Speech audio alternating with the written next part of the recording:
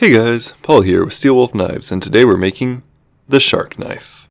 I started with 1095 high carbon steel and traced the design that I wanted for the knife onto the steel.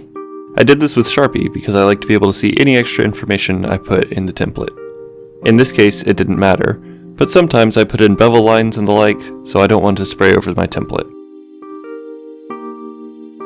After I had the design on the steel, I cut it out with an angle grinder on a 4-inch cutting wheel.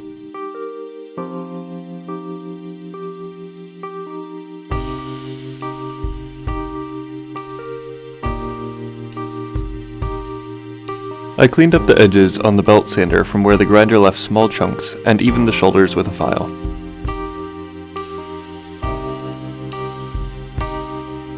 Next up was the grin that gave the shark knife its distinctive sinister feel. I originally wanted to use a rotary tool for this, but that was not working because of the awkward angles. Instead, I used a round file to taper off the smile. For the eye, I drilled several holes and wanted to use a file to remove the inside material. But between the size of the holes and the tiny file, this was going to take forever. So, I changed tactics to using a jeweler's saw. A jeweler's saw has a blade that can detach, which means that you can start it inside of a hole, like in the eye of this piece.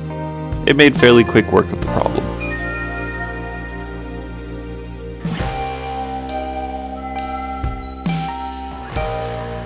Alright, so here's what we have now. You can see that bottom part, or that middle part is now missing. It's actually right here. So this is the part that was there, and I think it went in like this. Next came the bevels. These are fairly easy to knock out on the belt sander, though the curve did make it more difficult. I heat treated the knife like I have with all of my knives. Several bricks make up the forge to hold the heat, and a standard large propane bottle with a burner attachment is used to heat the steel. This was quenched in canola oil after hitting critical temperature.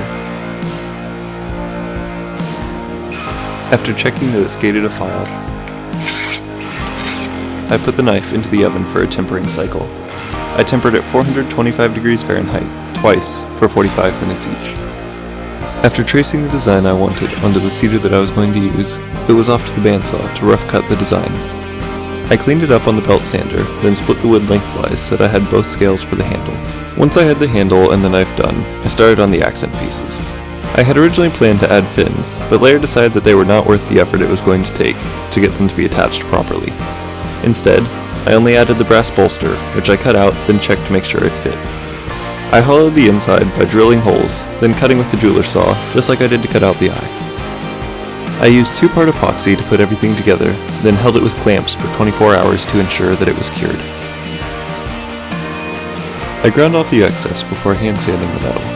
For this project, I only sanded to 240 grit on the bevel and 120 grit on the face to give it a more gruff look. The last step was to coat the handle with linseed oil. Thank you all for watching. If you enjoyed, please leave a like and a comment with any questions or ideas that you have. See you next time!